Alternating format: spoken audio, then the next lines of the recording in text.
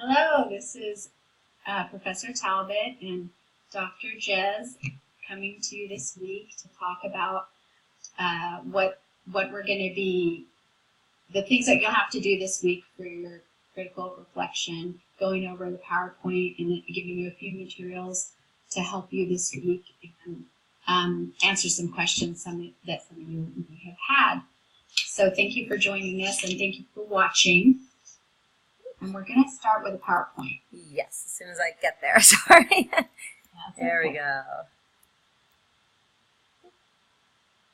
Okay. So just to go through and remind you that this is all the steps of this entire class, these 8 steps of assessment. And right now we're just really trying to learn about the student from multiple sources so that we can be equitable and we can reduce bias and that we really look out for our students and what is being put out there about them. I just want to remind you, we will be giving you a template, so each time you turn in part of your assessment report, we give you feedback on it each week, and then in week 3, we're going to give you the template to start filling in the template as the weeks go on. So that will be coming, but we don't want you to worry about that right now. So we went through, we talked about the why. Why we do this, because we've got a lot of students who are not getting what they need. They're being misdiagnosed, over-evaluated, or over-identified for special education, or they're not getting the services that would help them be more successful. So what do? Well, we need to make sure that we do a better job with assessment. We need to build empathy throughout the school so that the educators and families and other students know more about the learner and are able to support them in the best way possible. And we need to make sure that we assess with fidelity and that we're being fair and taking care of all students. You want to do this one? Sure.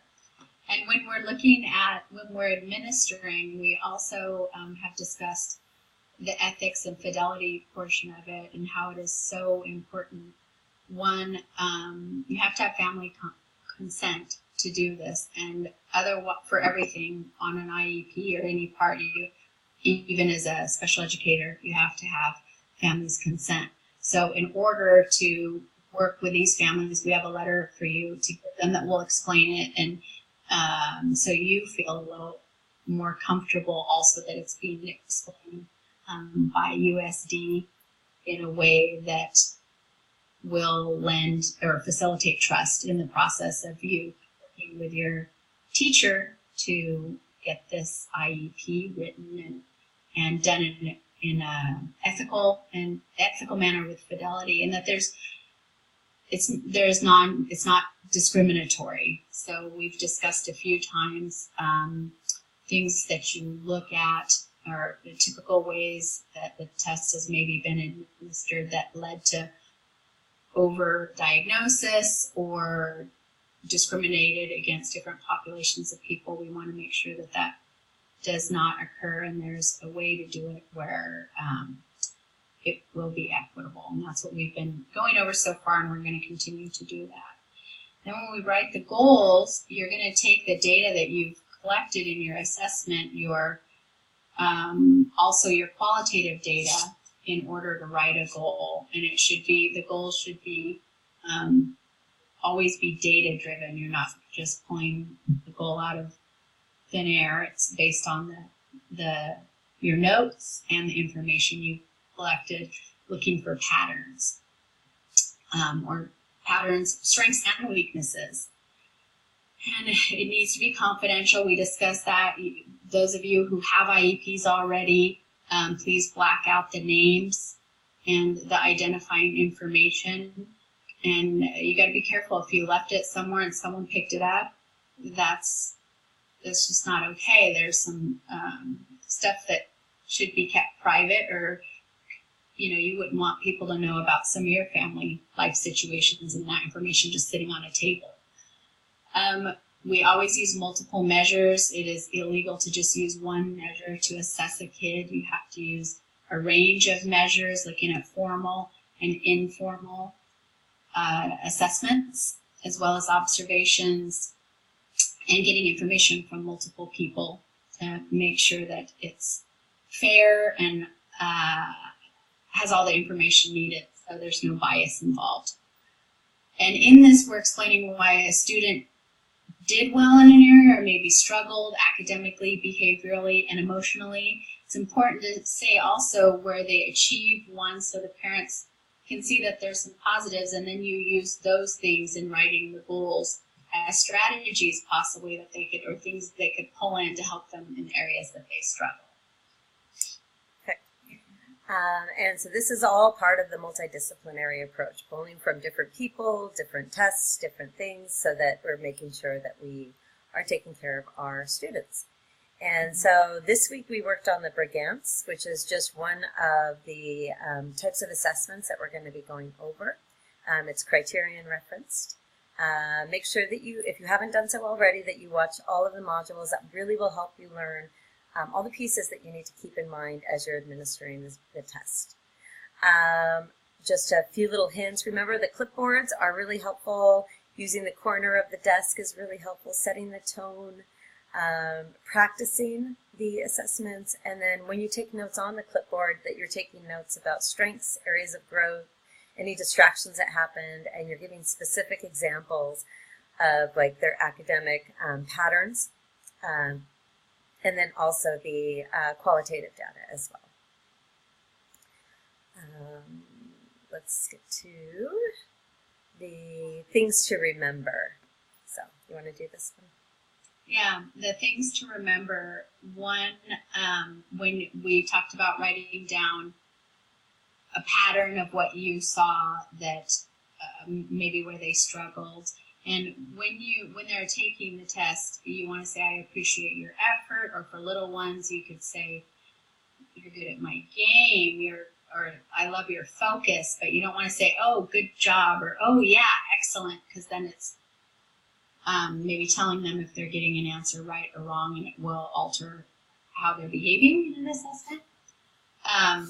A lot of people asked about how you stop, or if they're frustrated, you can say, oh, this is a good place to stop, or sometimes I'll even say, I need to get a drink of water. And I think you did so great listening to the instructions and focusing, let's just go get a drink of water to kind of shift it.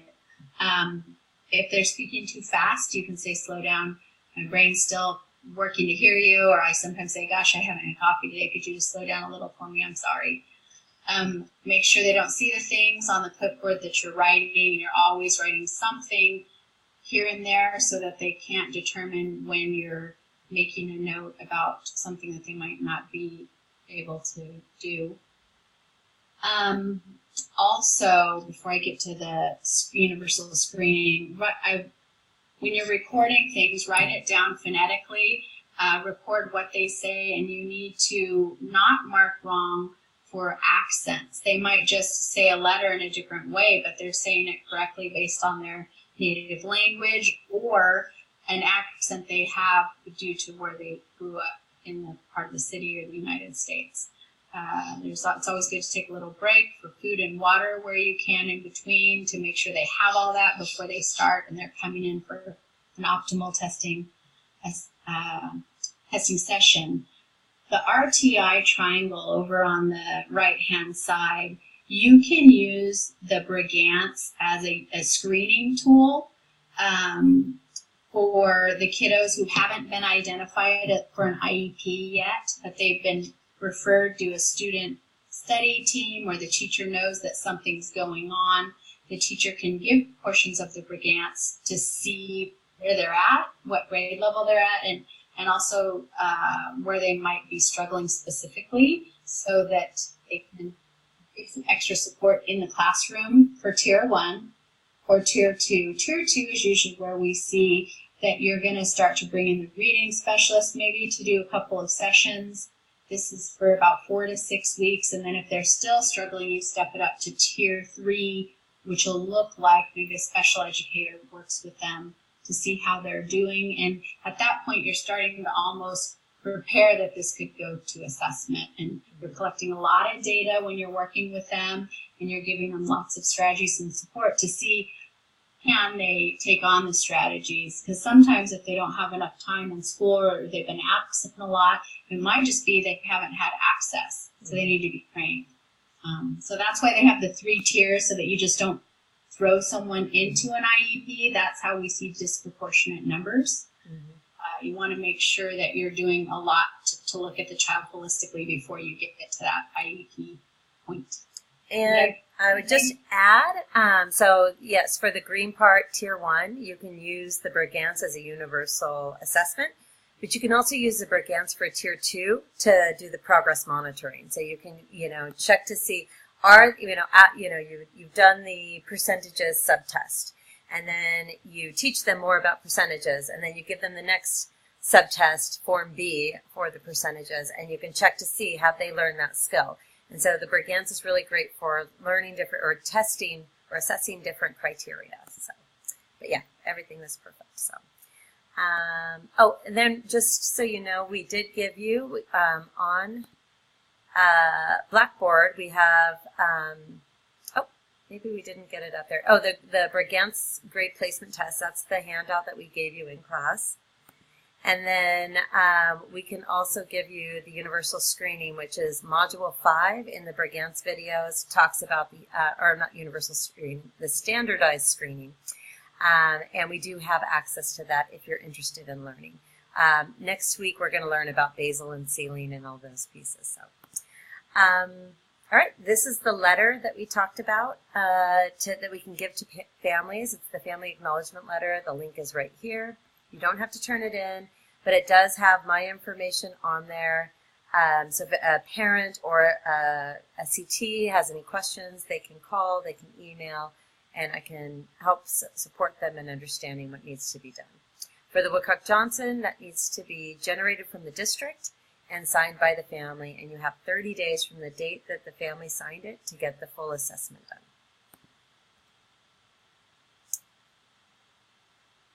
Want to do the student history? Yeah. Okay. So we're doing, for student history, review of records is good. You need to see, really I'm looking for if they've been in a lot of schools, moved around a lot, if they've had a lot of absences. So things that are related, that aren't related necessarily to academics, but it affects academics in their file, because that's where you'll see it, or by talking to other teachers and looking at what their absences were, or if they were leave early a lot. You can also look at their state tests and district assessments. So most of the schools have it now to where you could, there's a site attached to your district site where you can look up the LPAC assessment, or the CELT, which is the English Language Learner Assessment for reclassifying. It's really important to see where they're at there compared to English, and have that in mind when you're assessing, because if a kid is a Hispanic speaker, you might have to pull in as an administrator who could do the Spanish assessment so that it's valid. And is showing, because if they don't understand the instructions, it might look like they got something wrong. They really didn't. It was just a language barrier. Also, yeah, if they've been expelled, suspended, if they have a lot of office referrals, what are they for? And the psych ed report by the school psychologist will give you a lot of information on their family history and behavioral. So we actually have an example of, oops, if I can find it. Let's just see if I can find it now. I just had it. I probably put it down here. Yeah, here is an example of a psych ed report. And notice it does say confidential. I did find out that some schools won't even let the special education teacher look at this, which is actually a shame, because this gives you the explanation of where the learning disability comes from and how it manifests within the classroom. So you can see which may manifest itself, so this is for the student. And then it goes through all of the different background information, teacher information, observations for the testing. So this is what the psychologist puts together. And then you can see, you know, for this student's conceptual ability, where are they really below average? And word definitions, verbal ability clusters, sequential and quantitative reasoning, and general conceptual ability. Now, all of those things may be beyond your vocabulary, and that's okay, because a well-written psych ed report will actually go through then and explain each one of these areas. So here's the phonological processing. You can see that this student actually is pretty average. There's just a few areas where it's below average or poor. And so then the psychologist goes through and explains what that means. So if you can get a hold of this report, and then here's the eligibility. So they said learning disabled. And then oftentimes there's actual recommendations. And so this is a great place to get specific things that teachers can do to help support the student based on different psychological tests. The other thing we wanted to show you, because we found out that you may not have seen these before, is an actual IEP. So you can see here, this is what the IEP looks like from SACE.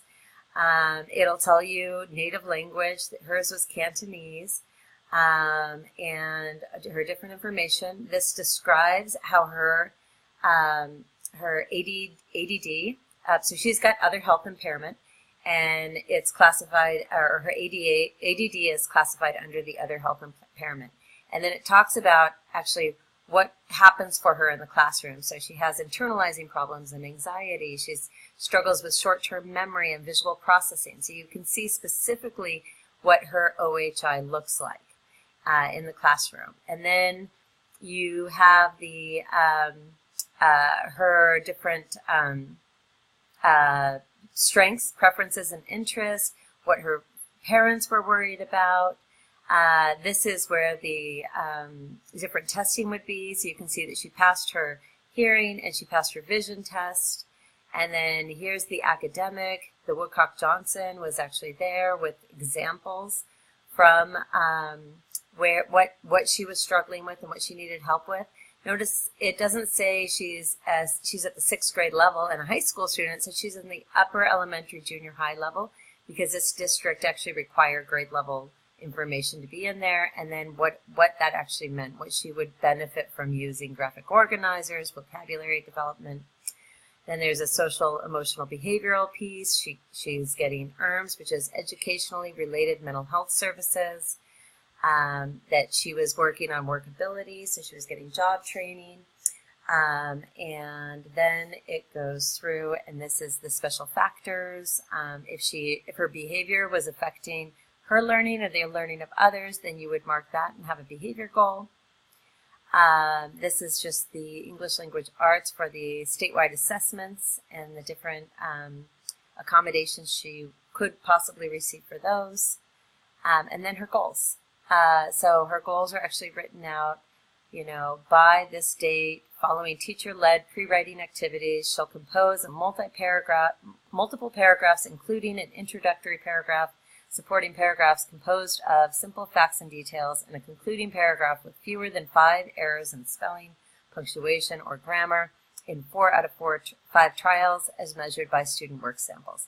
So you can see that they went through, and also her baseline is there, and that's straight out of her assessment scores. And then it goes through and talks about the different services that were offered to her, and then the different supports that she gets at the school. This is her educational setting, and then the signature page, and the IEP notes, and then the transition plan, which we'll talk about later on this semester. But that's just to give you an idea, like in the IEP, you can actually get a lot of important information about where they've been, and if you're doing a triennial, where they've been for the last, where they were 3 years ago, and you can check to see how much they've changed. For the interviews, we're going to be doing the student interview in week 3.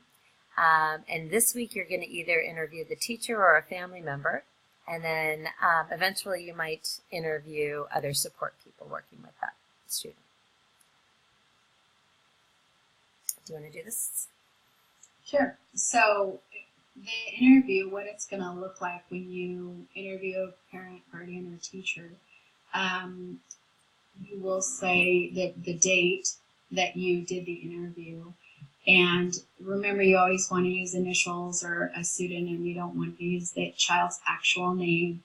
And you'll talk about where the student lives, if they have siblings usually, if there was anything that you should worry about from birth history or chronic illnesses, if they have any hearing or vision losses, and also medications or other diagnoses they might have, like if they had a heart problem or if they had allergies or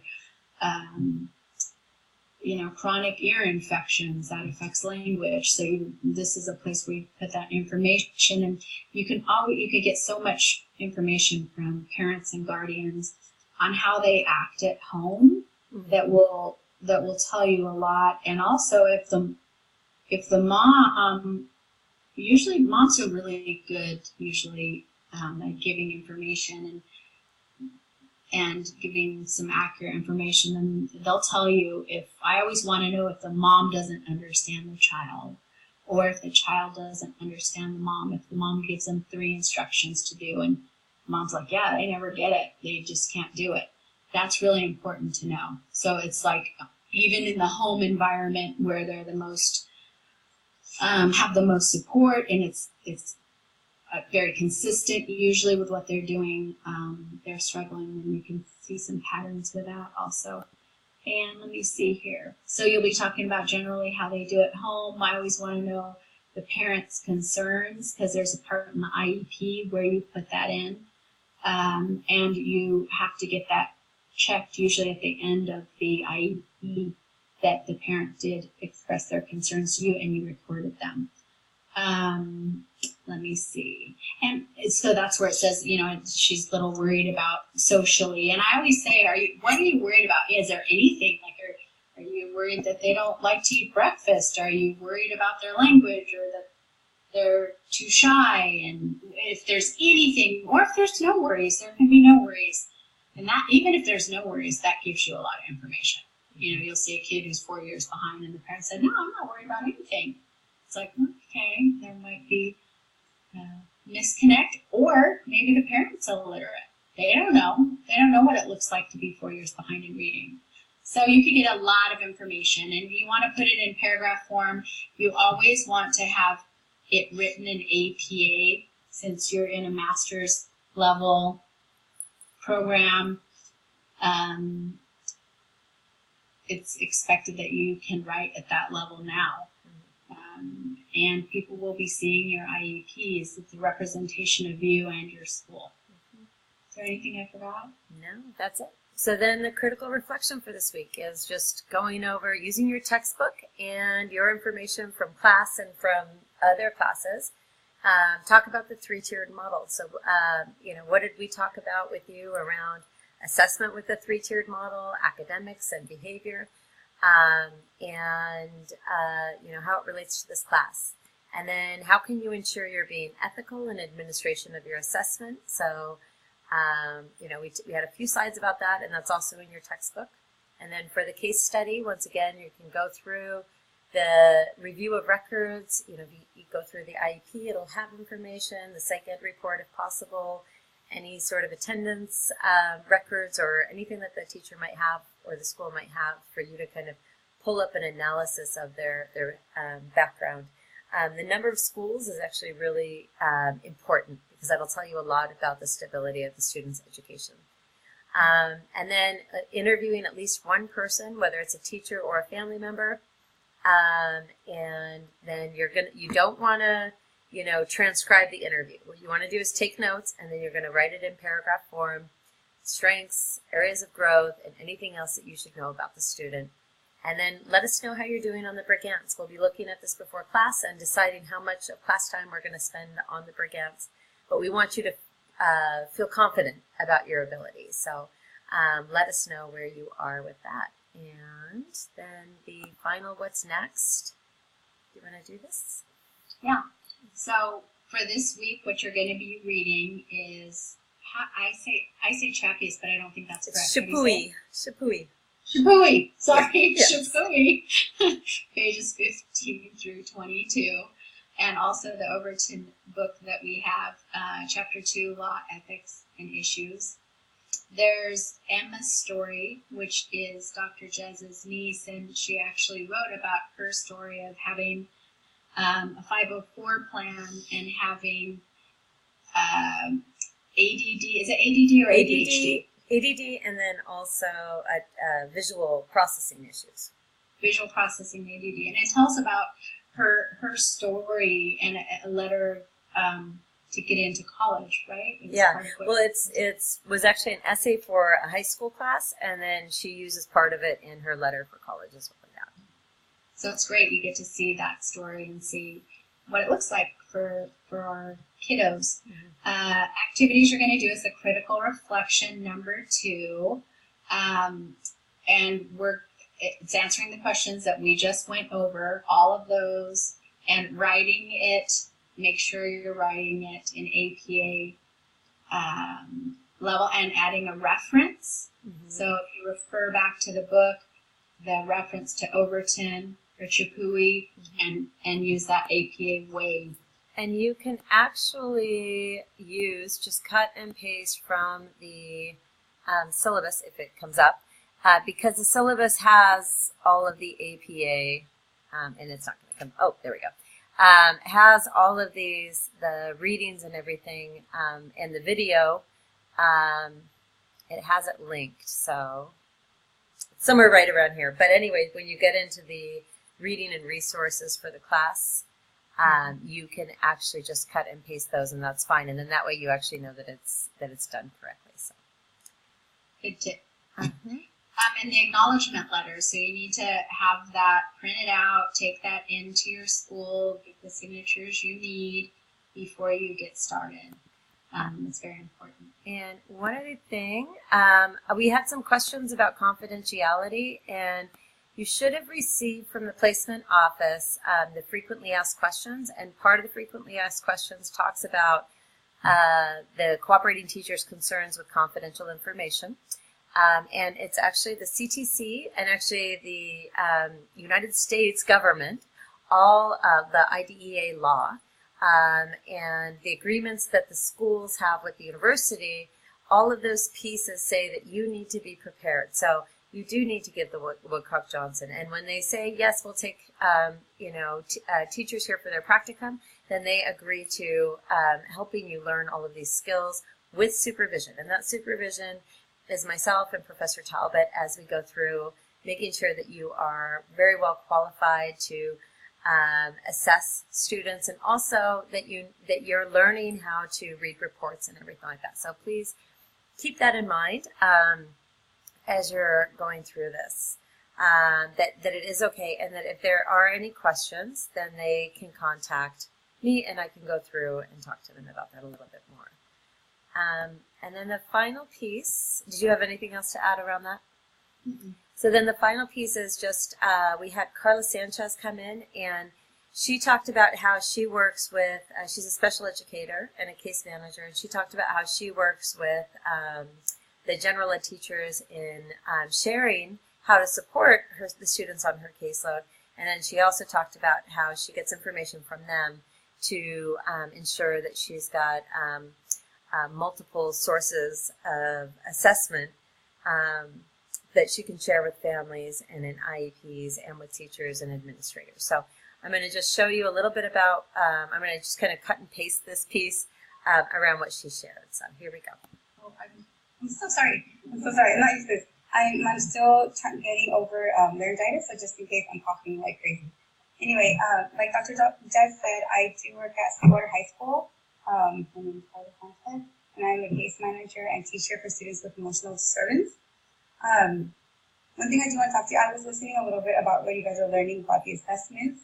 I brought a packet, but a lot of things that you guys are going to be covering, like the interview, is in that. And I'm going to leave it for you guys if you would like to see it. It also includes the grants and the protocol of what we do for when we do write IEPs.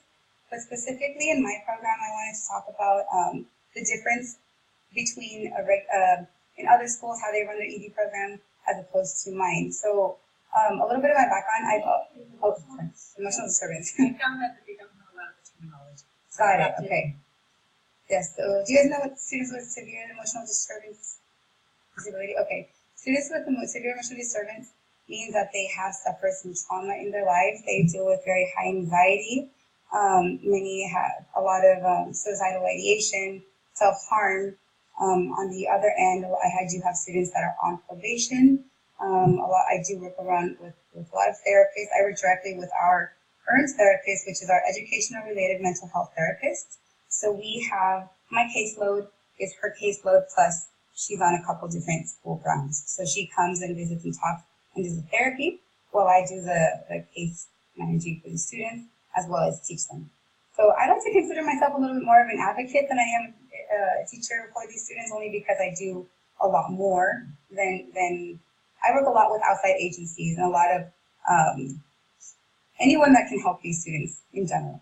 So one thing that I can tell you is that right now, most schools, at least the ones that I know of, the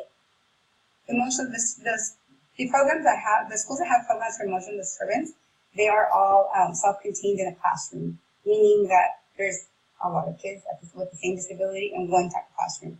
I noticed that wasn't very successful because they're all different grade levels, as well as different, it can range from some academically they were at grade level, or some were at second grade reading level, so that was very difficult to teach because it had very many sections.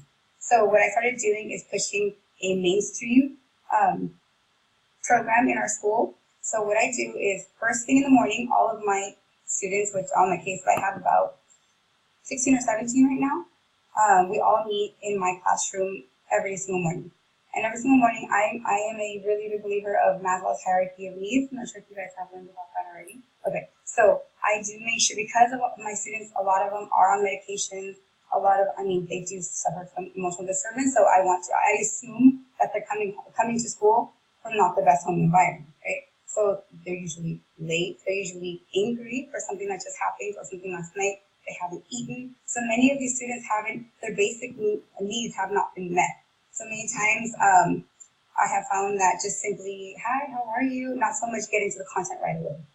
So anyway, we start off right there. I make sure they've eaten. I make sure that they're okay, or if they need to talk to someone, we get that tackled in the beginning. And then I get them ready to venture out to their high school world of the other classes, in the fundamentals or their mainstream ED classes. Gen ed classes, I'm sorry. So one thing I do want to talk about is something that's different that I do for my students. Do you guys know about IEP at a glance yet? No? Okay. Anyway, you're going to have to send all your gen ed teachers information on the IEP that's more user-friendly for gen ed teachers so they can take care of the goals. That's what they have to work on, and I need progress, okay? So along with that, I wanted to show you guys, this is something that I do with my students. I create an individual profile sheet. So it just has all of my information. It's more user-friendly for a gen ed teacher who may not have experience with students with IEPs, specifically with an emotional disability. So, from here, what I do is I just outline what it is. It's blacked out because of the name. This is an actual profile for one of my students. I outline what the disability is, and this is the most important part. It's just bullet points, 4 or 5, 6 bullet points of what you should know about this student right off the bat without knowing them, because they may have triggers, they may have things of that sort that you should just know. And I do also include their picture, which I took off on there so they can identify them. And those things include things like, for example, laughs at inappropriate times due to nervousness, which can trigger trauma. That can also trigger a teacher to get very upset if you're talking about death or something very sensitive and the student starts laughing. You're like, that's inappropriate, right? But it's because of a nervousness, because of a trauma. So it's just being more aware of the disability.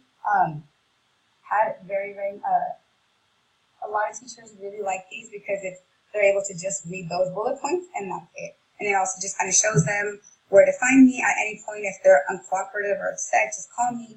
We go out there, we talk to them, connect them to the resources that they need, and that's it. Oh, sorry, this is a lot of technology at once. This is bullet points. Okay. That's one thing that I do to reach out to other staff members. I send them not only to teachers, but anybody that would possibly get in contact with my students. So all administrators, all campus security. Many times campus security have benefited the most from this because what do? Go through the halls, go back to class. Like, what are you doing out here? Do you have that's a typical way that campus security speaks to them. And if you speak to someone like that and they're emotional, they might say something back to you that's disrespectful. So many times they know who they are. Oh, hey Ken, how are you? Like, what are you doing now? Do you want me to help you? They're just nicer and more, I'm aware of your disability and let's just work and I'll take you back to class. So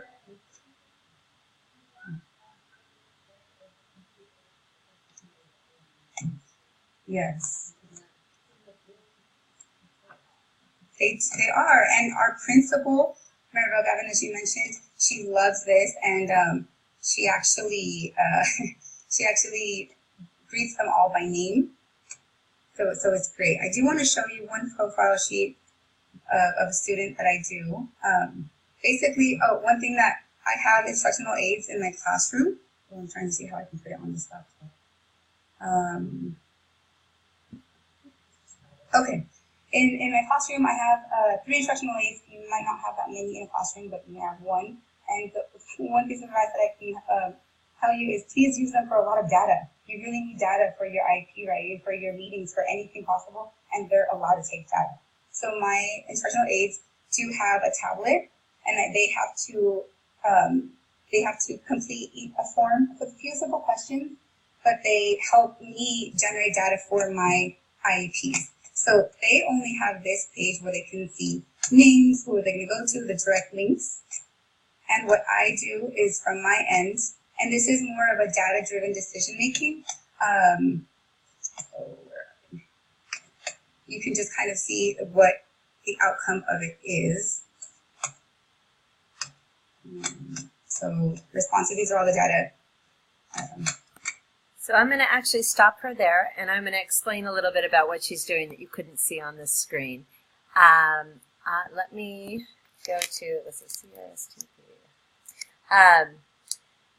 So what she does is she uses Google Forms and has just a few questions for the instructional aid or for the teacher to answer. So she created that on Google Form, and then she was able to, and this is just showing you Google Form, and it's pretty easy to create them.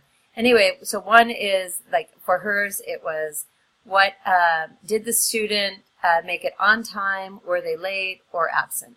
And then she had a perfect graph that she could cut and paste into a letter or an email to the parents to say, hey, they only have 57% attendance for this month, or whatever it is. And so the one thing that Google Form does that she goes through and shows is actually puts these things together here. Another thing that she did was she asked, questions on how well do they do things, and then she could take this graph and share that with the families or at an IEP meeting. And it was just easier for the, this is all other stuff, but it was easier for the parents to see that. So anyway, so that I felt like was really helpful for her to come and talk with the class. So, and just to see how easy it is to use Google Form to calculate data and come up with some charts and things like that. So anyway, that's all I had. Did you have anything else you wanted to share, Professor Talbot? No, I think we hit it all. All right. Thank you. Have a great week. Bye-bye.